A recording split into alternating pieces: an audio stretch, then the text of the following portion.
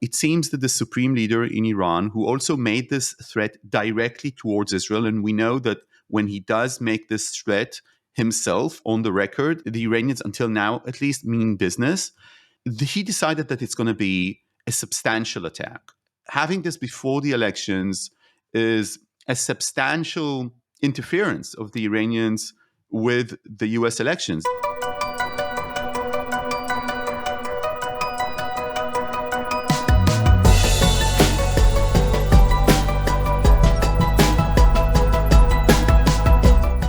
It's 8:30 a.m.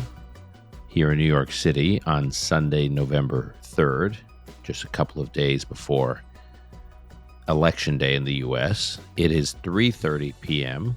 on Sunday, November 3rd in Israel, as Israelis closely monitor the upcoming U.S. elections. And I am pleased to welcome back to the podcast Nadav Eyal from Yediiot Nadav, good to see you. Morning, Dan. In person a few days ago, now back on our virtual conversations. Nadav and I were speaking together at Brown University early in the week, which maybe we can touch on later. Nadav, I want to start with speculation within Israel about a possible Iranian attack against Israel and this debate that seems to be happening within the Israeli security establishment as to whether or not Iran will strike before or after the U.S. election. Before we get to the before or after U.S. election, I was somewhat taken aback that how quickly the conversation accelerated to Iran is going to attack. Because I remember in the days after Israel's last operation, which seems like ages ago, wasn't that long ago, all the conversation was that Israelis were saying they were hearing out of Iran was that Iran was unlikely to attack. So now, not only is the conversation about Iran is going to attack, and now it's just a matter of when and what kind of attack. So can you, before we get into the timing, can you just explain why all of a sudden we've gone from really just a couple weeks ago, the whole discussion seemed to be that Iran was going to stand down, at least for the time being. The weight of the whole conversation has shifted to Iran is likely to attack. It's just a matter of when and how. Well, basically, the assumption when Israel responded to the Iranian attack at the beginning of October, the assumption made with the internal discussions in the cabinet in Israel and with the Israeli defense apparatus is that there's going to be a response by Iran. And I think we even mentioned this on your show, Dan, when I said that because the assumption is that the Iranians will respond to the Israeli aerial strike, then Israel will have legitimacy to act again, maybe this time against the nuclear installations after the US elections. And one of the things that Israel saw almost immediately after its aerial assault a couple of weeks ago is how the Iranians are starting to prepare their forces, but this time, this Iranian attack not stemming out of Iran, but from Iraq, from several reasons. One of them is for the Islamic Republic to somehow distance itself to an extent from this attack. Not that anyone is buying into this, but also in terms of time frame, if you think about this, if you attack Israel from Iraq and not from Iran, it gives Israeli aerial defense systems less time of preparation, of warning on the radar screens. If they use Iraq, and specifically, it really depends on what areas of Iraq they're using. If they're, for instance, using the areas of Iraq that are most western, quite close to Jordan, to the Kingdom of Jordan, this gives less of a warning to Israelis. But at any rate, the assumption was that there would be some sort of an Iranian response. The question was, to what extent? Is this going to be symbolic? And they want to end this cycle that began by the Iranians attacking Israel, I remind our listeners, back in April? Or would they want to have something completely different, more massive? And at least for now, it seems that the supreme leader in Iran, who also made this threat directly towards Israel, and we know that when he does make this threat himself on the record, the Iranians until now at least mean business. He decided that it's going to be a substantial attack. Some would say even more massive than the previous one, which was massive, and the April one, which was also substantial, the biggest attack by projectiles in air in history. So what the Iranians are signaling is that they're going to do this again, and that it's going to be a meaningful event. And Israel is preparing to that. The U.S. is preparing to assist Israel. The U.S., to an extent, assisted Israel in its response to the Iranians, and these things have been published. It wasn't only purely about defense. It was also giving some backing to Israel, operationally speaking. In the case that, for instance, an Israeli aircraft would be shot down, so the Americans were literally on air with their own aircrafts to assist if needed. And you see how the U.S. is, to an extent, being drawn slowly to this conflict between the Israel and the Iranians. And at any rate, the assessment in Israel is that this is going to happen in the next week or so. And there's a lot of pressure on the Islamic Republic not to do this before the elections. Not that I think that the US administration is saying this on the record, or even saying this through its backdoor channels to the Islamic Republic, but it's clear that having this before the elections is a substantial interference of the Iranians with the US elections. That would be the meaning of this attack. And if this is going to be, a big one and a substantial attack, and if people in Israel are going to get hurt, then the administration will probably need to assume some sort of a public position. And everything now is so touchy in the US, as you know much better than I do, because we are in the final days and hours before the elections. So that's interesting, because in the past, Iran has often activated proxies against Israel. And the understanding was the reason Tehran activated proxies is because Israel would respond to the proxies. And one major change we've seen is Israel's posture over the last few months is Israel saying we're done responding to proxies, although we still may hit your proxies. But if your proxies hit us, we retain the right to respond to you, not to your proxy. We may hit your proxy too, but we will hold you responsible. And so the thinking has always been that Iran activates its proxies because Iran is living in a world in which Israel responds to proxies and not Iran. Now Israel's saying we respond to Iran, whether or not we hit your proxies.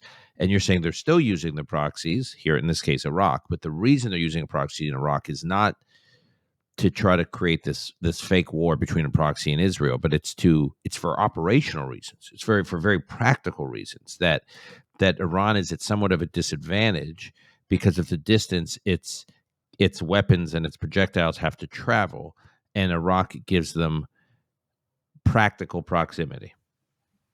Yeah, it's probably both.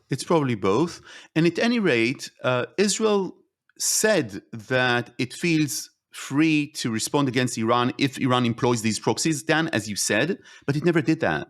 So if you look at just the timeline of the events, Israel kills an Iranian general that was directing attacks against it in Damascus.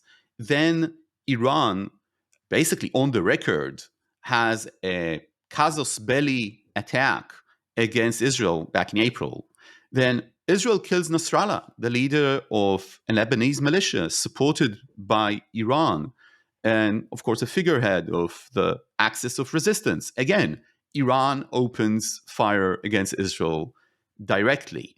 Then Israel responds to that. Then there's the Iranian response, and so forth and so forth. So what we're seeing again and again is that these proxies that have attacked Israel on October 7, Hamas, October 8, Hezbollah, then the Houthis, then the militias. No, Israel tried not to escalate by attacking Iran directly. And this has a lot to do with the American administration's policy of trying not to make this into a regional war. Again and again, this administration was adamant that they want to prevent a regional war. And in other words, they want to prevent a full-scale war between Israel and Iran. And here we are. We are actually in, it's not a Cold War, right? Because shots are being fired. People have died in Iran as a result of the last Israeli strike. And we're seeing, of course, the substantial damages as a result of the Iranian attack on Israel. But it's a post-war in the sense that it runs through cycles. You attack, then we attack, and there's always considerations and negotiations between the parties or between the superpower and the parties. And it's not done on a continuum of events, right? Israel shoots, then Iran shoots. It's not the Iran-Iraq war. But this could very quickly devolve into such a scenario. And I think that at this position, Israel never said that its equation is, if one of your proxies shoot at us, we see you responsible and we're going to respond against military targets in Tehran. And some people in Israel, by the way, within the defense apparatus would say that was a mistake to begin with. That was a mistake Israel made years and years ago when it allowed Iran to build this network, this cobwebs of proxies around it, and allowed it to have leverage through violence on Israel, while its military command in Tehran directing these attacks always knew that Israel would not risk an escalation. And the reason they're saying that was a mistake is look at how successful were the Israeli aerial responses to Iran have been in April and in October. And Iran is basically stripped out of its air defenses. And Israel, it didn't even employ all the force that it has in order to do so. So was it a paper tiger? No. But could Israel have done more to deter Iran? Absolutely, it could. And this also goes, of course, to the U.S. Okay, I want to come back to the U.S. Before we do that, you and John Shanzer in one of our earlier episodes made this point about that Iran was its air defenses. In the most recent operation, Israel had done so much damage to Iran's air defenses that Iran is quite vulnerable. Or quote our friend Rich Goldberg, who was also on this podcast, a different episode where he said that the Ayatollah has no clothes, that they're sitting there totally exposed. One would think if that were accurate, and I have no reason to believe that's inaccurate, that Iran would not be so brazen in seeming to escalate, because if the Ayatollah has no clothes, then they're just sitting there with, basically giving Israel the opportunity to respond at a time and place of its choosing, and Iran can't do anything about it. So why on earth would Iran risk provoking that? I think it's a great question, and I think they're miscalculating to an extent.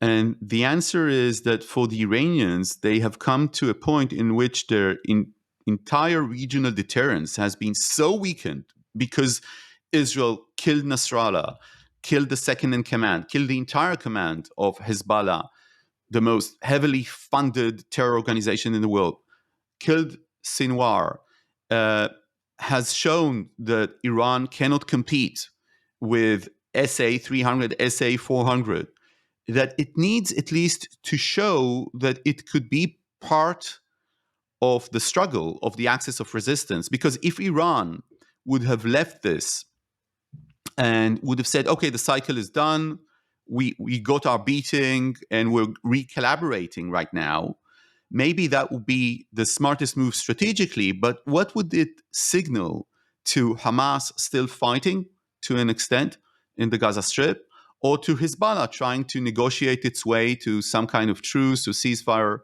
in the north? And Iran still has the possibility to cause major damages in Israel with the missiles that it does have. So I know that there was a lot of talk about the way that production of missiles was harmed in Iran as a result of the Israeli attack, maybe postponed by up to a year. But they still have stockpiles of these ballistic missiles, and they didn't use some of the most heavyweight ballistic missiles yet. And they can still have at least 2 cycles of attacks against Israel. And I think they also suspect that Israel will not go for major energy civilian installations, and that it won't attack the nuclear installations because this will probably not be as effective and provide Iran some legitimacy to advance its nuclear program.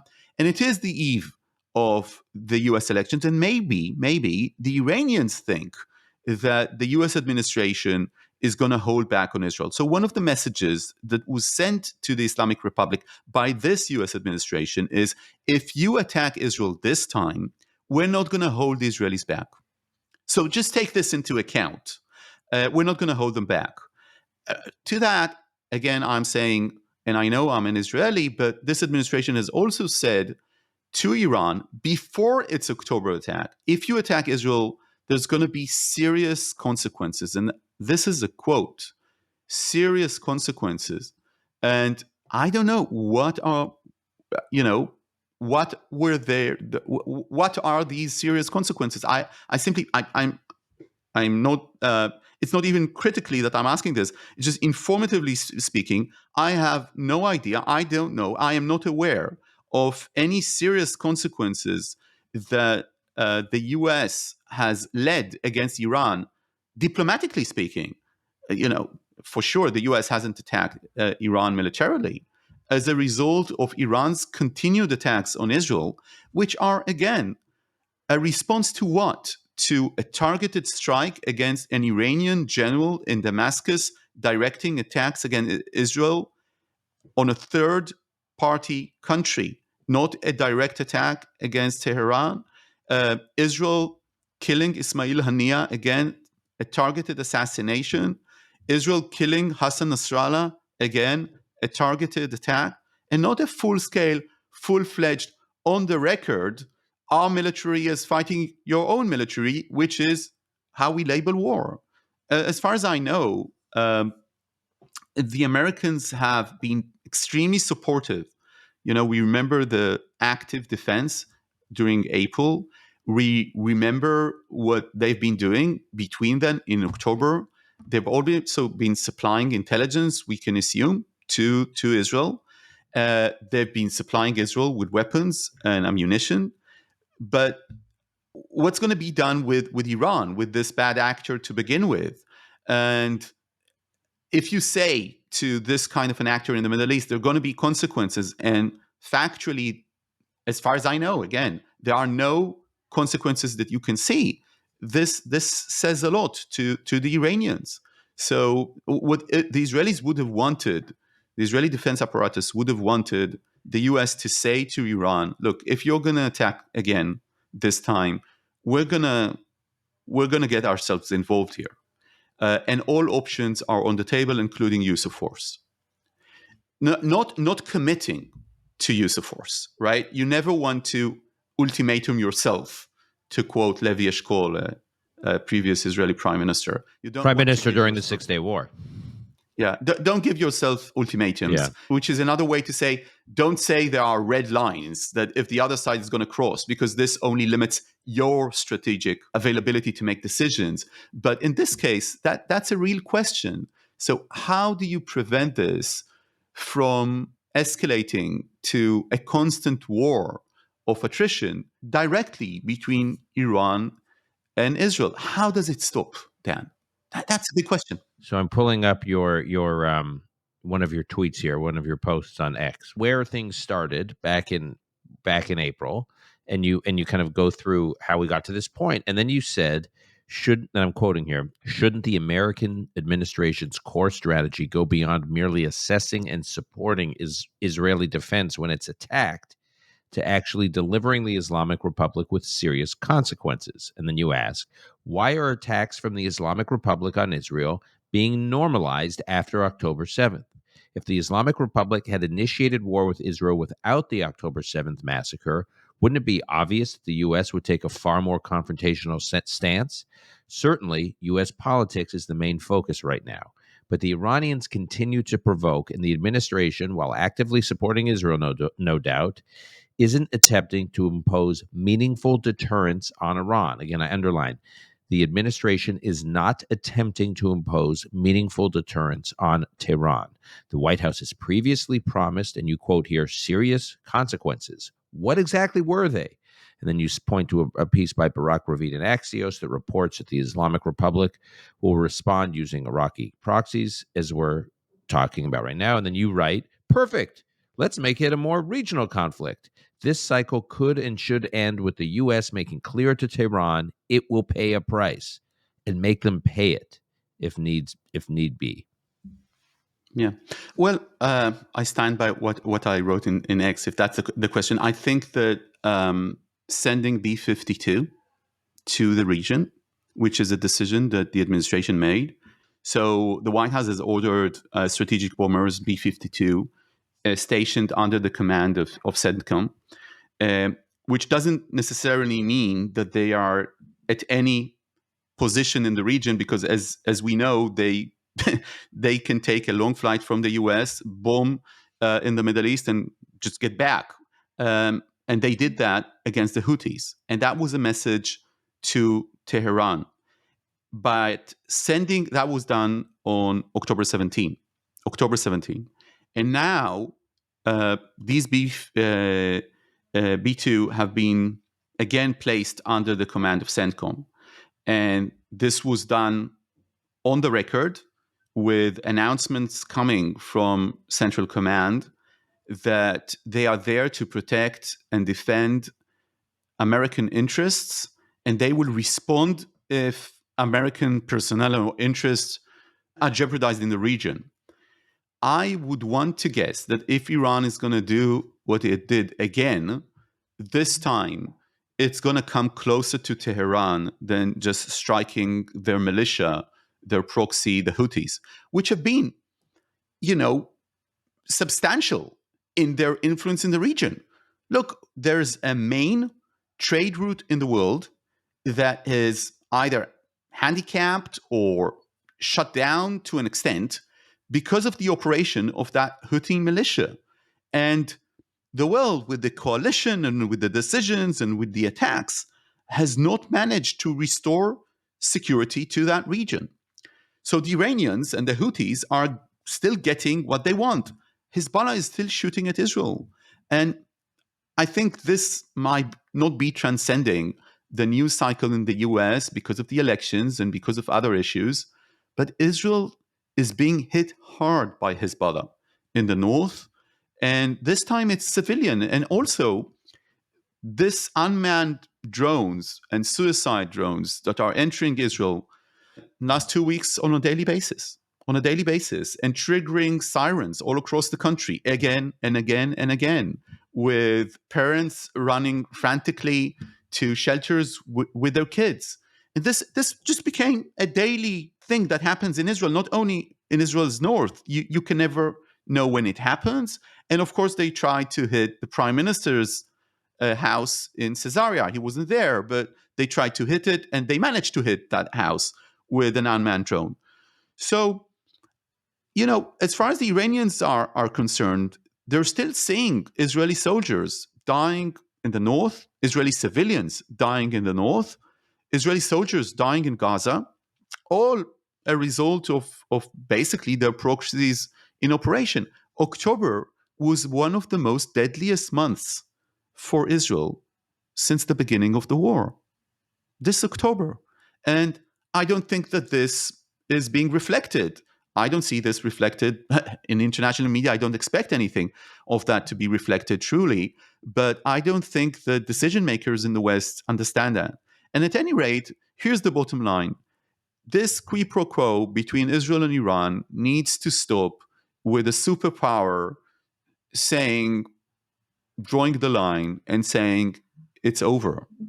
Or saying, we're going to go into this conflict and we're going to make sure that Tehran understands that it's going to pay a price for attacking one of our closest allies. What kind of price? I'm not pushing, Israelis would always want the US to, use its military might and attack nuclear installations in Iran directly and everything. And I can understand why American voters, American citizens, and even the American defense apparatus is not too enthusiastic about that. But there are many, many other things that you can do diplomatically.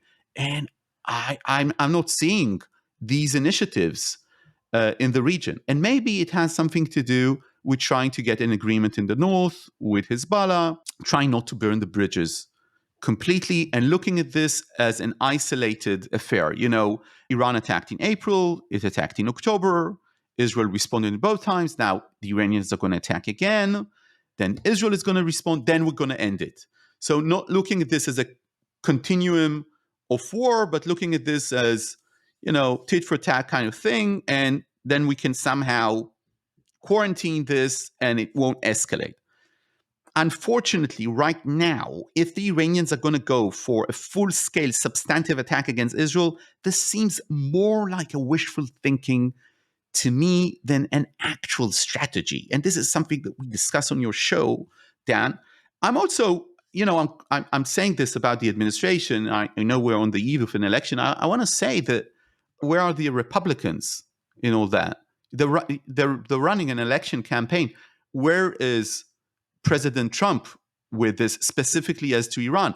The Iranians were plotting to assassinate him on U.S. soil, right? It's the other way around. I saw this interview with J.D. Vance, and I was worried because he didn't even say all options are on the table. He was basically saying, we don't want a war there and we don't want them to have nuclear weapons.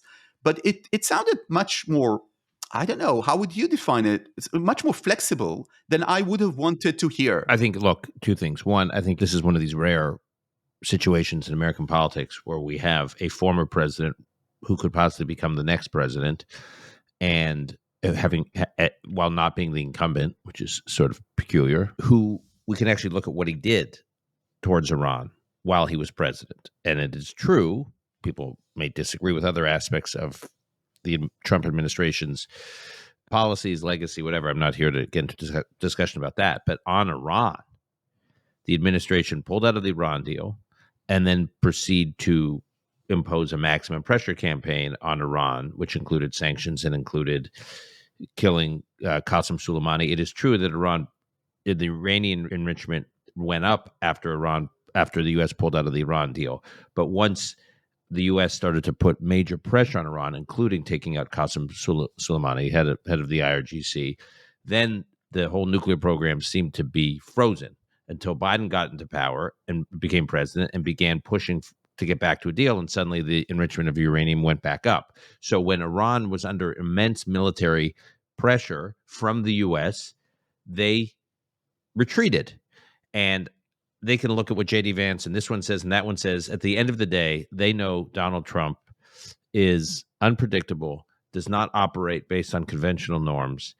That is why they have been trying to assassinate him. And I think all they will look at is, here's what we know. We know what he did as president. Again, this is not to defend Trump or to be critical of Trump. And I said, I know people have a lot of views on Trump generally, but as it relates to Iran, I suspect Tehran is more concerned about a Trump presidency coming back into power than what is effectively an extension of the current administration. But I don't know. Yeah, I mean, I'm not. I want to say something about that.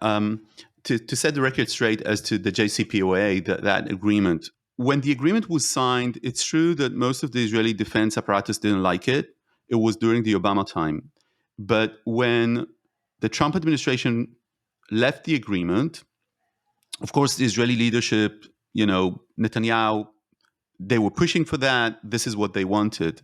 But in retrospect, there is almost a consensus in the Israeli defense apparatus that leaving that agreement was a mistake, and it led Iran to more legitimacy and more enrichment. But hold on, Nadav, I've got to challenge you on that. I think you're right. I think you're right about that, because they're operating in a world in which the maximum pressure from the administration, including military action against Iran, did not begin till very late in the Trump term. Had there been a second Trump term, and if you presume that pressure would have continued, then I think we'd be dealing with a much different scenario. What happened is the pressure on Iran really kicked in very late in the Trump term. Then Trump leaves office. Then Biden comes in and quickly races back to try to get back into a deal. And I think that gave Iran much more legitimacy in the region and internationally, because here the U.S. was begging to get back into a deal. And so it's hard to, you know what I mean? We're trying to do counterfactuals here, which is always hard. We are, but basically, what's good and credible about these people I'm speaking with, including on the record, the person who was responsible operationally for the stealing of the Iranian archives at the time, and he was the deputy head of the Mossad, spoke with me on the record, and he said, we made a mistake. We made a mistake. And he didn't blame his, other people there. He blamed only himself for not saying clearly to Israel's leadership and through them to the American leadership during the Trump time that you should really not blow up this agreement without having any viable policy strategy there to try and prevent the Iranians from enriching again. And this is just one example to a constant argument I'm making on your show. And this argument is that it's not a matter of an administration. It's true that President Trump has been more aggressive towards Iran with the killing of Soleimani and leaving the JCPOA at the beginning. And it is true that the Biden administration tried to get some sort of new agreement or new understandings with Iran. But it's also true that both administrations simply did not have any real strategy to tackle this bad actor in the Middle East. They didn't. And all of us, but mainly people living in the Middle East, are paying for the US not having a coherent strategy, even if you leave the JCPOA to do that. And as to, these statements from Trump, I feel that to an extent, even me, I'm getting constant, phone calls from friends who are Democrats or saying, you're so critical of the administration. You're reading so much into every statement and everything that Vice President Harris has not said in a response to this demonstrator heckling her and everything. Why aren't you employing the same standard as to what President Trump has not been saying? He has been in office. He at least should be seen as someone who knows what he's talking about. And again, with J.D. Vance, I don't see them saying clearly, Dan, what I would have wanted them to say, which is quite simple. Iran is not going to have nuclear weapons, and if needs be, we will use force. All options are on the table. It's a very simple statement that by the way, that Biden has said, but I'm not hearing this as part of the campaign at all. And I'm suspecting, and you tell me, that it has a lot to do with politics. You don't want to own this conflict. You don't want to maybe enrage some parts of the country who aren't happy with Biden being too supportive of Israel. So he's staying clear of that. This is the feeling that I'm somehow getting as to the Iranian issue, specifically as to the Iranian issue, which I find funny because, again, as you said, there was a plot to assassinate President Trump. But some people would say within the Israeli defense apparatus, it is actually, if it's Harris, that we believe that they could actually go for a strike. And if it's Trump, it will be more difficult. I heard this from a very senior Israeli source that with a high expertise in security. He said, of course, if it's going to be Harris, Biden could do this in the last 2 months that he has until January 20. If it's going to be Trump, nothing's going to happen. Let me ask you, just then I want to move to Lebanon, but very quickly, what on earth is Iran potentially hoping to achieve if they were to go strike before Tuesday, what would obviously appear to be mucking around in the U.S. elections? The thing about the Iranians is that they constantly miscalculate, and this has a lot to do with lost in translation kind of issues. There's an idea there that if they strike before the elections, then the US won't do anything before the elections in response, and Israel won't do anything too. And then there's going to be an election, this could basically, the noise is going to be so substantial. And after the elections, whoever wins might say to Israel, don't do anything now, and let me get my bearings. And there will be, if it's Harris, there will be increased pressure. If it's going to be Trump, the US is not going to do anything because it's going to be an administration waiting for Trump to come into office or something like that. I don't think it's a very credible idea as to a scenario of events if they attack before Tuesday. And I know that the US has been really very aggressive in its messaging, at least according to Western intelligence sources, to the Iranians, don't do it. Don't do it in general, and specifically don't do it now. And I think the reasons are obvious. This is, by them doing this, Tehran is actually going to play a role in the news cycle of the last 48 hours or 24 hours of the elections. Now, it's true that, dozens of percentiles of Americans have already voted, and I don't think it's going to really influence the elections.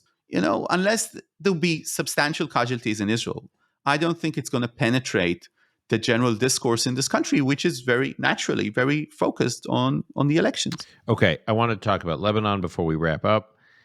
There's increasing talk about quote unquote ceasefire negotiations between Israel and Hezbollah.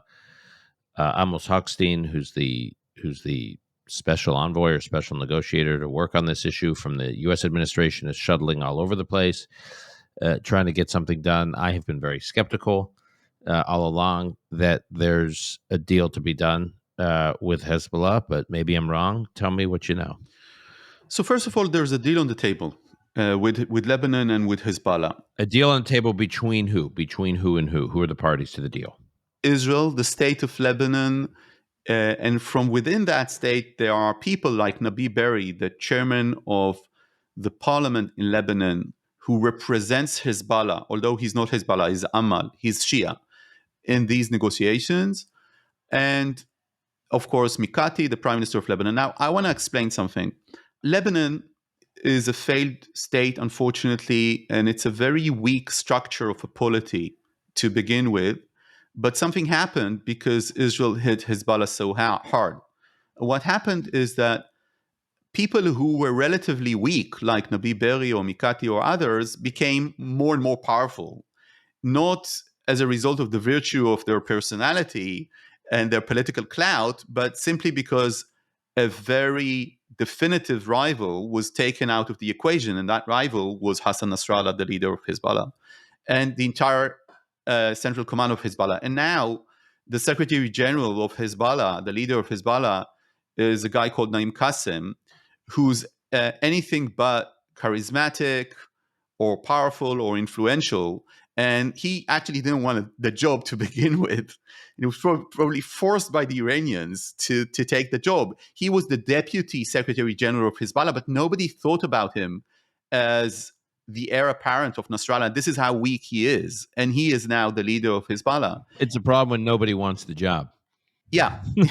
and of course, the reasons for that, as Gallant, to quote a tweet by the defense minister of Israel, Yoav Gallant, his days in this position are numbered. And there's a countdown going, and there's even rumors that the Iranians didn't announce his position before he was smuggled out of Lebanon, which I don't know if it's true, but wouldn't surprise us because they're fearful that Israel will. I should remind our listeners that Israel killed the heir apparent, and he died together with another central command of Hezbollah after Nasrallah died. So this is the third one in the line. So as a result of that, you see people who were allies of Hezbollah, but actually hated Hassan Nasrallah and hated the interest of Iran in Lebanon. I'm talking about Walid Junblad, the leader of the Druze, Samir Jaja, part of the Christian party that actually supported it at the time, was an ally of Hezbollah, and others that are formally and on the record down saying that they don't support Iranian involvement in Lebanon, which is a code name to say, let's weaken Hezbollah. So something has changed in Lebanon as a result of Israel's actions against Hezbollah. And what changed is that Lebanese civil society, for lack of a better description, or Lebanese politics, normal politics to an extent, is actually resurfacing. And the army of Lebanon, that is to a large extent, by the way, maintained by the United States, has become much more powerful because Hezbollah isn't there. And because of that, there is a chance for an agreement. I don't want to say that I am optimistic. I'm going to say that I'm cautiously pessimistic, which is how I sort of recommend to look at the Middle East in general. Being cautiously pessimistic is always the right way to go. But there are but Netanyahu isn't pessimistic about this. Netanyahu thinks that there is an agreement, that it's near. Gallant thinks the agreement is near. The IDF thinks that there is an agreement in reach. And this agreement has three pillars. The first one is an implementation of 1701. The Security Council resolution from 2006 that pushed Hezbollah basically back to north of the Litani River and had a security vacuum filled, or was supposed to have filled by UNIFIL, by UN forces, and by the Lebanese army, the ILA, but was never really implemented. That's absolutely right, Dan. And one of the reasons to that was because Hezbollah was saying that he won the 2006 war. Of course, it didn't. And later on, Nasrallah said, if I would have known what that terror attack against the Israeli soldiers would lead to, I wouldn't have ordered it to begin with. But they presented themselves as the only Arab party in history that managed to fight off the IDF. And this was one of the reasons for this myth of Nasrallah growing in its power across the Arab world. It's not only implementation of 1701, but also an extended 1701. And by extended, I mean that the Litani River flows sometimes close to the Israeli border. For instance, in the area of Metula, what we call the Finger of the Galilee, which sort of spreads out of the border towards the Lebanese border. And because of that, just to give you specifics, there is an agreement that this area, although the Litani River is quite close to the border there, this would be declared by the Lebanese army a closed army area, and no one will be allowed to that area. Insofar that Hezbollah would even be drawn, more to the north than the Litani River. That's an extended 1701. Another element there is the mechanism. So one of the things that you didn't have after 2006 is a real international mechanism to see the violations made by Hezbollah that were the violations that led to its buildup of military force on the northern border of Israel. This time, Israel is very insistent that there will be an international mechanism, that there will be possible for Israel to report violations by Hezbollah in that area to that mechanism. And if the Lebanese army and UNIFIL don't take care of these violations and build up, Israel does. And this is another important, significant point. Part of the mechanism is supposed to be a letter to be sent by the White House, possibly by the president, to the prime minister of Israel. And in this letter, Biden, whoever that is, probably President Biden, is going to state that Israel has a right to defend itself and to respond to these violations. And it is the phrasing of the letter that Amos Hochstein has been dealing to an extent in the last few weeks. What kind of assurance is Israel getting from the US that it would be legitimate for the IDF to operate there? I want to say something about that. And let's say that Israel gets this letter. Bibi is very big on phrasing and letters and all the rest. But I should remind our listeners that when Hezbollah built a tent within the sovereign soil of Israel, I want to say this again. Before October 7th, Hezbollah built a tent with its operatives, armed, within the sovereign soil of Israel at a specific point near our northern border. It wasn't an incursion. It was a few meters into Israel, but it was definitely in Israel. And Israeli political leadership didn't convene a cabinet meeting, say, take out that Hezbollah tent that had Hezbollah operatives inside. And this is the level of deterrence that Hezbollah held on Israel at the time. So having a letter from the US president, that's great. But will Israel, after it's returning its civilians back to the north, actually attack Hezbollah for every violation, thus reopening this war? I don't know. How do you make sure that this is actually implemented, that this goes into your pessimism? Dan, how do you make sure that it's actually happening? Now, a third element is a sort of an arms embargo on Hezbollah. And that's the most ambitious part there. This arms embargo is to prevent Hezbollah from rearming itself. Now, there it becomes interesting. Israel is having some sort of signaling or tacit attempts at understanding with the Bashar al-Assad regime in Syria. Because these things are landing in the Damascus airport. Now, in order to have an understanding with Bashar al-Assad, so he won't be rearming Hezbollah, his ally, until, not far long ago, in order to have that, you need to have the Russians in, right? Because the Russians are the patrons of Assad and the reason he remained in power. And one of the things, I published it last week in Yediiot, is that Israel is thinking that the Russians should have a role in making sure that Hezbollah is, to an extent, restrained. And when I said that to my American sources, the Israeli decision makers, and I wasn't speaking with, spokespersons when I when I wrote my story, when I said, well, the Israelis think that the Russians should play some sort of role. I couldn't finish the sentence before the U.S. people I was speaking with were like, "What are you talking about? They have been supplying weapons to Hezbollah. What are you talking? We're not going to allow any. There's not going to be any role."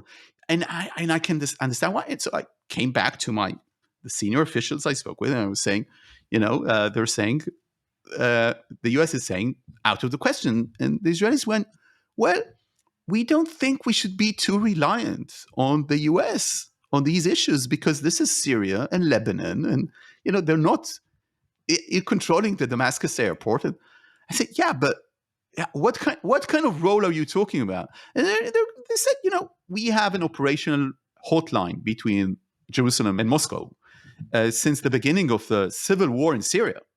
And we're thinking about extending that to include Lebanon. And we think that the Russians are very impressed by what Israel did to Hezbollah because the Russians do value use of force. And they understand what the Israelis did. And they have an interest there because they want to make the rule of Bashar al-Assad more legitimate. And this is the kind, and again, I go back to the Americans. They went crazy about this. And I can understand why, because they're saying these are the destabilizers in the Middle East. They are the cornerstone of the support internationally for the axis of resistance. Why are the Israelis even contemplating about talking with them? They are the enemy. Now, I'm not gonna pick sides here. I can understand on an operational level what the Israelis are saying. I can understand on a strategic level what the Americans are saying. Anyway, it's not going to be a formal part of the agreement, right? The U.S. is not going to sign any agreement, be party to any agreement that would say that Russians have any role to play with this kind of a ceasefire. But it's very much on the table. It was discussed by cabinet. Cabinet gave a go-ahead to the prime minister and the defense minister to close the deal in the north. And the prime minister wants a deal. The prime minister wants a deal. And if the Lebanese are going to be serious as much as they can, and if the U.S. is going to supply with some assurances, the general assessment in Israel is that we're going to see a deal in the north in the coming 2 weeks, unless the deterioration and escalation with Iran is going to derail this completely. And that's always an option. That was a long answer. It was a good answer. It was interesting. Nadav, I want to wrap up. Before we do, you and I visited Brown University this past week. We spoke at an event. We attended an evening with a group of students put together by Brown, Hillel, and Chabad. Any impressions you had specifically about that experience, or more generally about what's going on these days for Jewish students on elite American college campuses? So, of course, maybe you can say some more about this, but I think what was meaningful for both of us was not only speaking in Brown with the general audience that came, but also meeting with these Jewish students afterwards and hearing their experiences of living through the campus. These are undergrads. And, what struck me, and maybe you can talk about this some more, Dan, is how socially difficult this year has been to them. And of course, college is, it's all about, I don't want to say it's all about the friends you make. It's also about education, right? Or it should be, but it's a lot about the friends you make and how you move through life, right? This is a such an important part of growing up and becoming a grown up, and the people you meet there. And it seems to be, after hearing them, that this is an experience that will change their life because it was so substantial and extreme and unpleasant. The way that, people talked about hiding who they are, hiding their identity, hiding their Zionism. So maybe you can talk about Yeah, this I'll say, more. look, and I want to be clear. There was a report that came out last week by the relevant House committee that had initially brought up the presidents of the universities from MIT, Penn, and Harvard that I think catalyzed a lot of the government's focus, Congress's focus, our focus on what's going on the rot that exists in many of these campuses. And a new report, 400-page report, just came out a few days ago, and we're gonna visit that topic in a few days. Because I do think the report is very important and we should learn more about it. It reveals a lot. But I think, Nadav, what you're talking about is something different, which on the one hand, this is not a discussion or an observation about how the Brown administration has handled Jewish life on campus and the response to October 7th and the aftermath. But what you're zeroing in on is just very much the experience of what it means to be a Jewish student today on an elite American campus and being someone who proudly identifies as a Jew, Jewish communal life and Jewish observance and Jewish identity is a big part of who they are, and therefore their Zionism and connection to Israel is a big part of who they are. And the massive social cost these students have to endure in order to maintain that, to me, was shocking. In every academic environment I've ever been in, I have had political differences with many of my fellow students and friends. And I never imagined that the political differences or philosophical differences or ideological differences, whatever you want to call them, were destructive of personal relationships. And what these students were describing was a reality in which any association with Israel, and in many cases with Judaism, can lead, and often very, very much does lead, to isolation in your social life, in your social networks, among campus life. And I don't know how representative that is of, the group we had dinner with was a smaller group. It was a group of was organized by Chabad and Hillel. It was a fascinating discussion. I applaud the students for attending. I applaud Chabad and Hillel for organizing it. But this was an aspect of Jewish life on campus that I did not know much about. How these Jewish students who want to just proudly associate, not hide, not keep their heads down. There's a stigma. They are stigmatized. They are ostracized for being who they are. And I don't see that happening to any other demographic on campuses. It's just happening to the Jews. The isolation and the ostracizing and the stigmatizing of Jews. I assume this is going on everywhere, a lot of these campuses, and that is a new world because I've talked on this podcast before with John Podhoretz. We did a podcast many months ago about what this period means in Jewish life in America. And there's this sense that Jews just generally are being driven underground. That big part of what we're experiencing right now is Jews who want to proudly associate with their Judaism, and again, Zionism is therefore a big part of that, are being driven underground. They're being told you can be who you are, but they're being told by the non-Jewish world, you can be who you are, but keep your head down. Do it on your own time in your own place, mind your own business, and we'll leave you alone. But if you're very public, you're not going to be left alone. I think that this has a lot to do also with political tribalism and levels of political tribalism. What you said just in the beginning, Dan, about the sense that you cannot be friends with someone who you think diametrically different on major political issues. So some of these students, even that we spoke with, said this could definitely be the same if someone has this and that opinions about politics. So I agree completely that this is not something that's done to other demographics in terms of identity, but generally speaking, you're seeing a rise in political tribalism, and that's actually the meaning of political tribalism, when people define themselves and others only based on these politics, and they cannot see anything more complex, and friendship cannot come in the way of either alliance or hate. And this is something spreading through the West in general, which I find very interesting. And it goes through universities. And of course, if the orthodoxy in some universities or even in some classes justifies this to an extent, it's all about absolutes and binaries, right?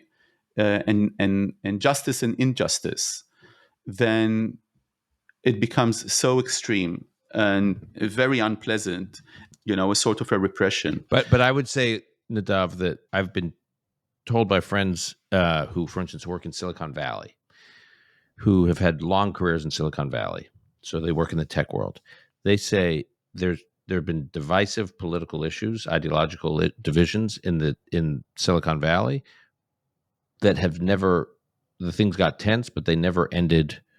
Business partnerships, multi-decade business partnerships, multi-decade friendships, never until this issue, until October 7th. They said it didn't happen over abortion. It didn't happen over the George Floyd killing and riots afterwards in the summer of 2020. It didn't happen over the Muslim ban when President Trump first came to office, the quote-unquote Muslim ban. It didn't happen. I mean, I can go on and on. It didn't happen over the Trump election in 2016. It's that things got tense, but there was never this kind of isolation and friendship ending like there is over Israel. There's something about the issue of Israel where it reaches a different level. But even the students were describing what it's like when there's a speaker that's sympathetic to Israel that's on campus, and the Jewish students who are involved with the event want to bring their non-Jewish friends who are open-minded. Remember they told us this about they want to bring non-Jewish students who are open-minded, who want to learn, who express a genuine interest in learning, except those students don't want to be seen coming in and out of the event, because just by appearing as a non-Jew attending an event by a genocide sympathizer, quote unquote, that those non-Jewish students will be then put, ostracized. So they don't want to take that risk. So that's how crazy, and as you're alluding to, how antithetical this is to what we think of as a dynamic learning environment where people are engaging with ideas, including ideas they disagree with. That even if you're a non-Jewish student, you run the risk of being tagged as somehow affiliated or giving hearing to the genociders. It's so crazy. Yeah, but I think we both were inspired by the students and by their ability, first of all, to assemble. They do assemble, they do organize. They were there in the room with us. They're organizing their events, and they've been challenged. And this is part of history. One of the things I spoke about with them is that Jewish student groups, in Russia at the beginning of 20th century, used to convene in rooms, and they felt attacked and criticized because they were Zionists. And this is something that's happening again. And of course, it's unfortunate.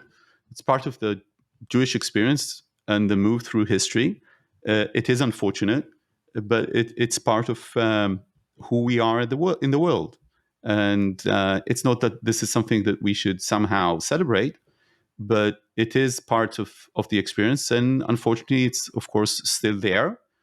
And what I'm trying to say is that, even though that there is this kind of acidic criticism and to an extent anti-Semitism, this has led, these kind of challenges have led us in so far.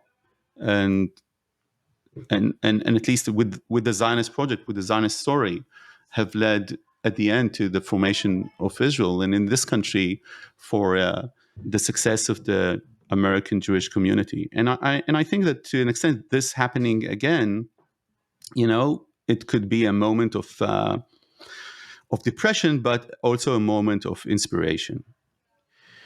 Your lips to God's ears. Nadav, we will leave it there. Thanks for doing this. We'll be back in touch soon. Thank you, Dan.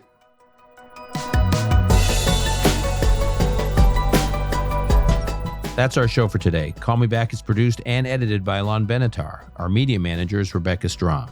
Research by Gabe Silverstein. Additional editing by Martin Huergo. Until next time, I'm your host, Dan Senor.